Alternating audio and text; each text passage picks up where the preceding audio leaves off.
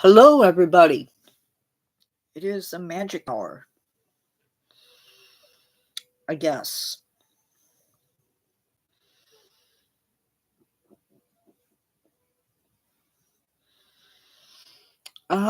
Just give me a second.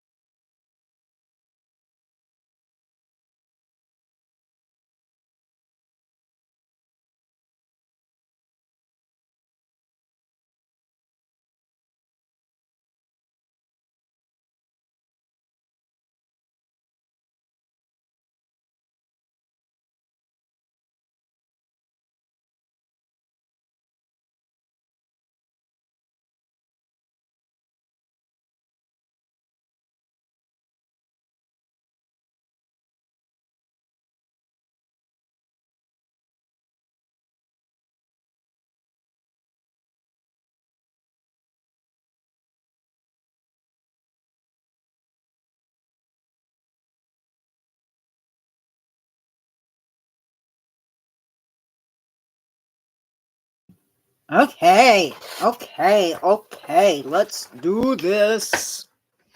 So, first off, Nature Peeps, it is the weekend. How are you? Hopefully, I'm not just talking to myself all evening because that gets really old. So if you do come into live, um, feel free to participate. Yeah, because that's cool to me. I like that. Um, so before we get into the actual meat of today's live, I want to go over again some things that I discussed in the last live. Um, and that is, I really need to get a stand. Um, I want to make it to 400 subscribers, maybe by February. It'd be awesome if that were earlier, but whatever, doesn't matter. Actually, it does, but if we can make it to 400 even by December, that would be super amazing. And then I would like to make, by May, I would like to have 500. So, again, if we make that by the end of January, that would be super amazing.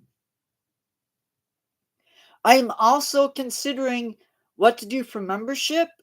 I have no idea um, what I can do, what I can't do for perks. Guys, if you want to show these naysayers in my life a thing or two, um, help me do this. Eventually, we'll be doing merch, so I'm not sure what will be happening, but it will be tied in with the next thing that I'm going to mention, and that is an avatar for the channel. Not sure what to do for it, but it's something that I've been discussing and talking about with my peers, with my friends. So now it is time to jump into the meat of today's live, and that is our first critter, the light brown myotis. Now, this is a bat.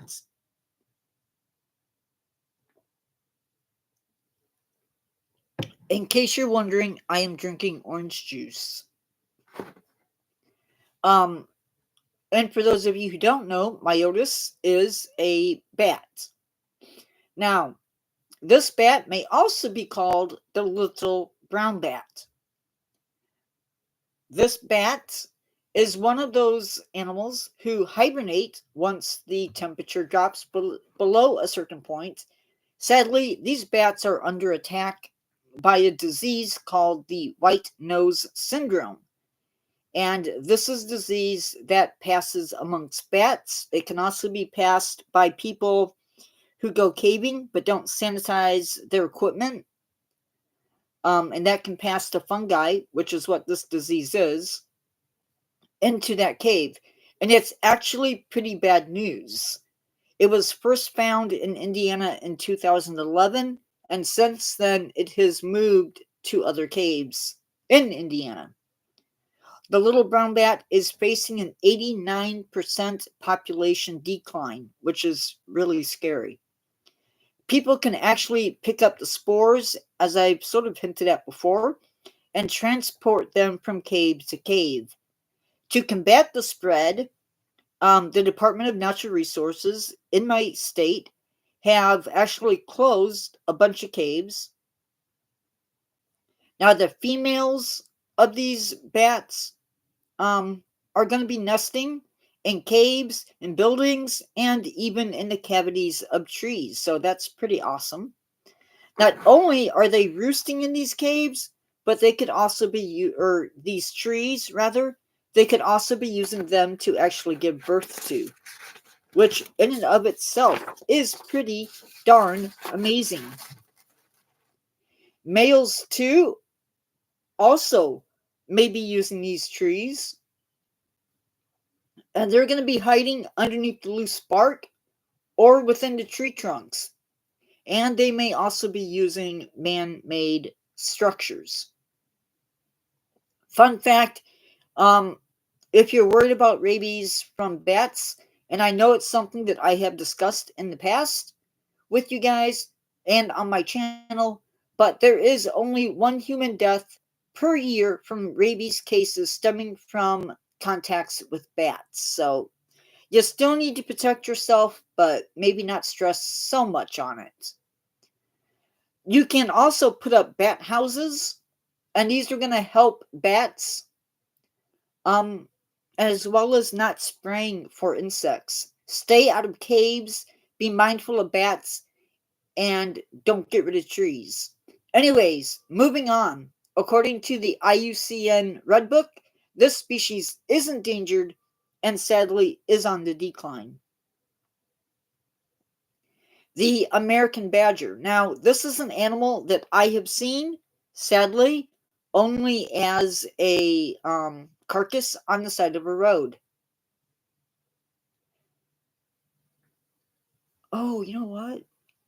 Shoot.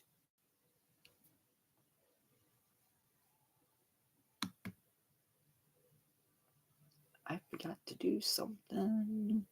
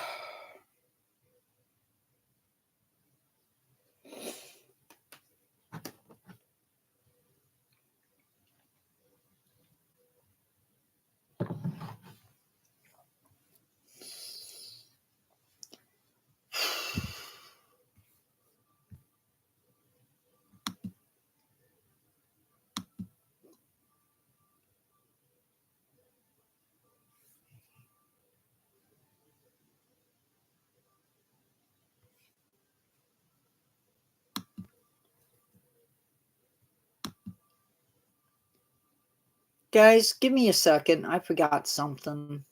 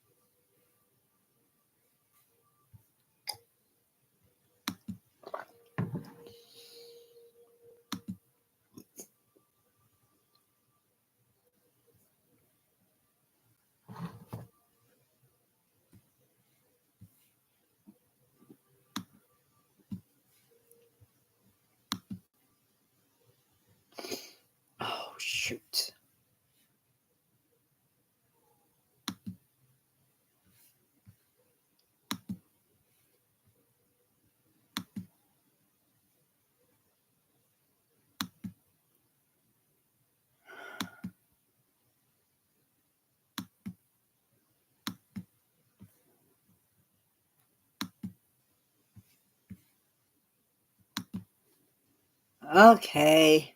I'm sorry, y'all. I forgot. Okay, anyway, on to the next animal. Now, this animal, like I said, is one I've already talked about. I'd love to see it alive. Sadly, the only sighting of this animal, which is the American badger, has come in the form of roadkill. Not the best way to see an animal.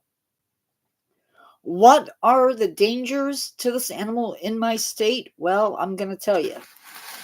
First, of course, it's people and cars and even dogs. So, first off, keep your dogs chained up in your yard, whatever, up, and when you're out and about, put them on a leash. Because, one, badgers will defend themselves and they can be aggressive. Avoid hitting them with your cars. Please, if you can, do it safely. If not, I understand. Sometimes it's dangerous to avoid them. If you do see them in the wild, give them space. Don't get right on them because, again, that could be that could be a way of showing aggression on your part. Give them space. Don't corner them. Don't provoke them. They are also good for the environment and good for us because they go out of their way to feed on small mammals that might invade our homes. Now, they can become an issue if they start digging around your yard, maybe in your fields, on your pastures, wherever. Um, but if they are digging where you don't want them, you need to contact Indiana DNR if you live in Indiana and contact your district's wildlife biologist. They can put you in contact with somebody who can help you, and they will also give you options. Now, they have been found in 80 counties within Indiana, so pretty cool. Next animal that we're going to talk about is the black bear. Here in Indiana, we have sadly wiped out our black bears sometime around the 1850s. Now, the last documented sighting of a black bear occurred in 1871, but in recent history, there have been 4 confirmed sightings, 2015, 2016, 2018, and again in 2021.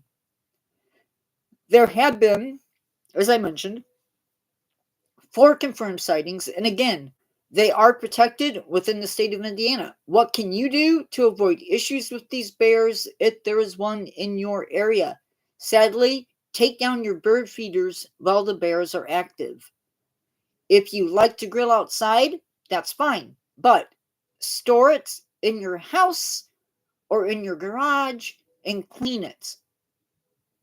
Put your garbage cans in your garage or a shed. Pick your ripe fruits and vegetables as quickly as you can. Do not leave your pet food outside overnight.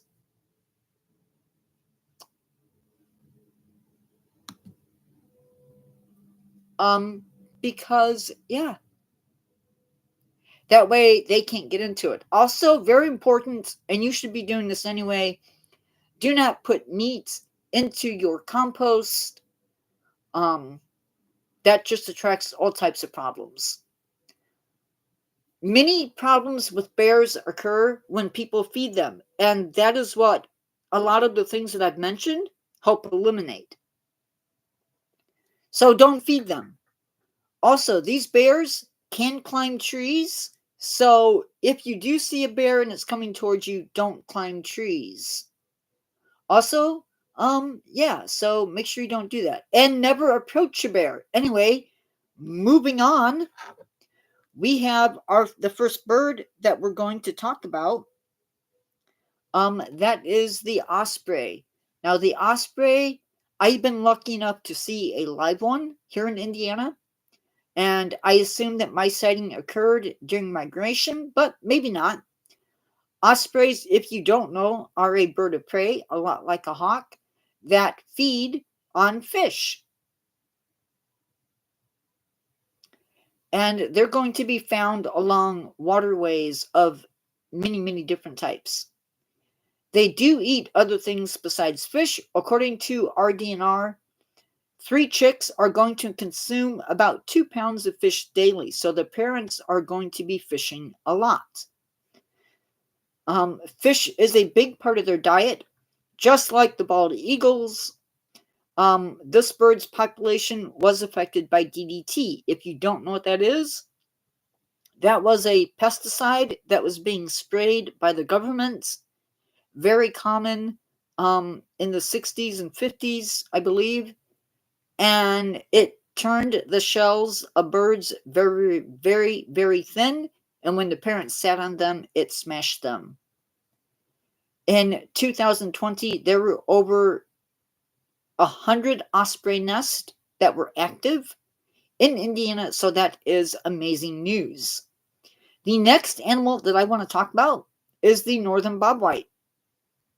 Now, this one's a little sad for me because I did not know that it was endangered.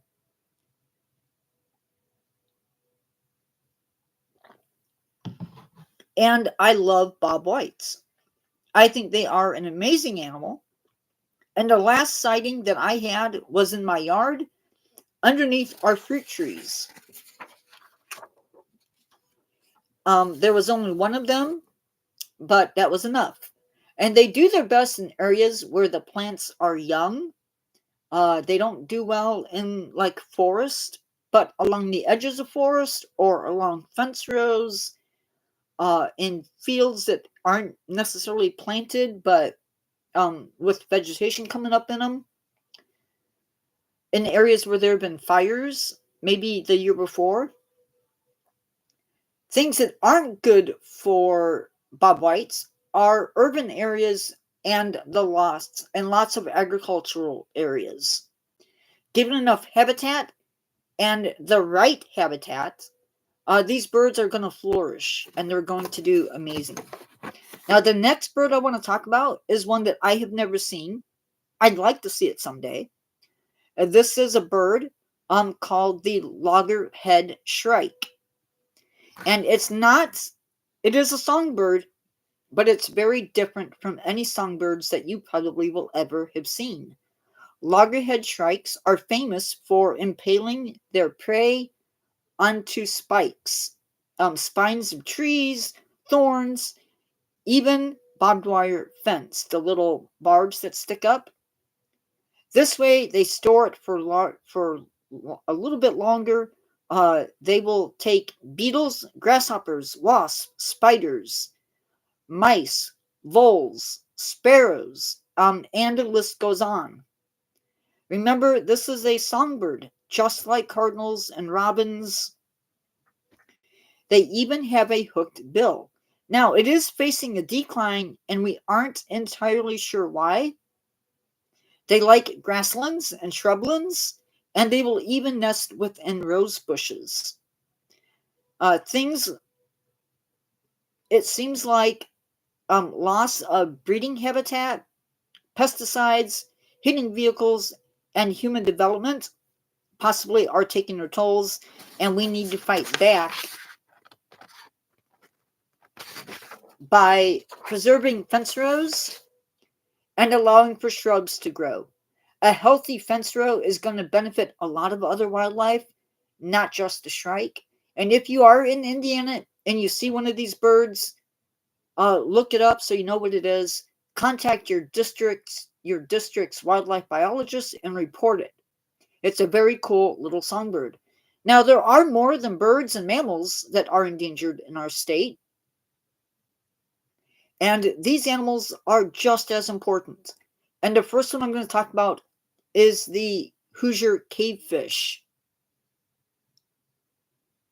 I'm choosing to highlight an animal that I didn't even know existed until I sat down to do research for this live.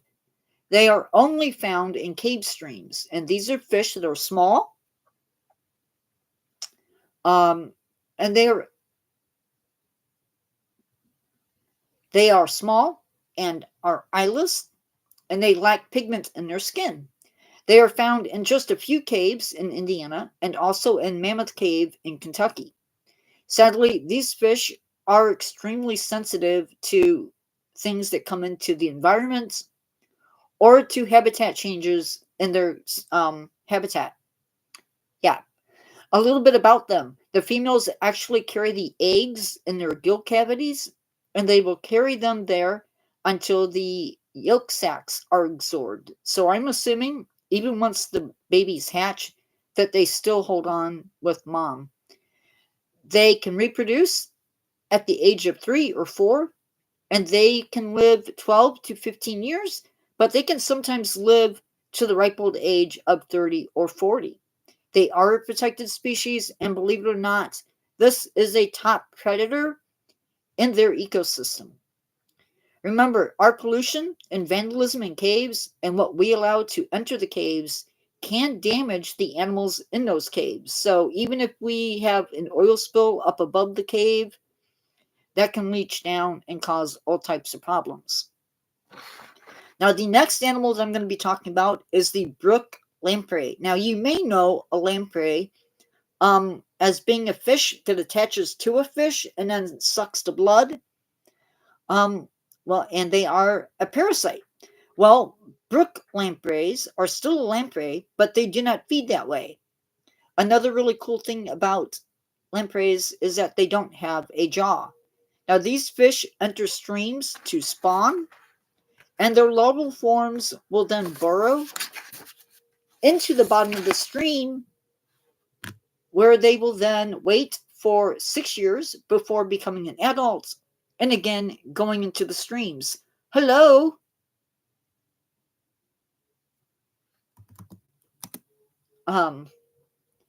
After they spawn, the adults die, and that's pretty typical. And it sounds like once they reach maturity in the caves, that or in the streams, they enter rivers. No, they don't. Once they reach maturity in late summer or early fall, they enter the streams and they don't feed. They eat microscopic organisms found in the streams. The hellbender is a large aquatic salamander. They get to be 2.5 feet long. They are a resident of streams, and that is a good sign if you do have one in a stream nearby you. That means that the water quality is amazingly good. They feed on crayfish, not fish, so if you're a fisherman, you don't have to compete with them. They are not venomous or poisonous, and they are protected by Indiana law. In 2012, we had around 100 to 200 of these salamanders left in Indiana. The boreal frog, this is a frog that can deposit up to 300 eggs. The eggs hatch within a week, and they breed in temporary ponds of all types. And they breed from mid-February to mid-May. Next on the list, I want to talk about the alligator snapping turtle. Now, this is not an animal that we believe has a big population anyway within the state. These guys are the largest freshwater turtle in North America. They weigh between 150 to 175 pounds, and I honestly think they get bigger than that. They feed on fish, snakes, salamanders, crayfish, mussels, mammals, plant roots, and birds. And they do have a very powerful bite, so don't get your hands anywhere near the mouth. They are known to reach the age of 70 and maybe longer. And alligator snappers are more than likely, like I said previously, not super abundant in the state to begin with. Eastern Massasauga, this is the last animal that we're going to be talking about. The Eastern Massasauga is rare in our state and are mainly found in the northern half of our state. They are protected by both federal law and Indiana law, and they feed on mice, shrews, voles, lizards, birds, frogs, and even crayfish. This is a rattlesnake, and it is venomous. Habitat destruction is one of its most biggest issues facing this little guy. Um, and hogs are known to be destructive to their population as well. My normal person who I wanted to ask a big question to evidently is not available, or her phone is charging or something, because I can't get hold of her. So I will talk to you peeps later. Goodbye.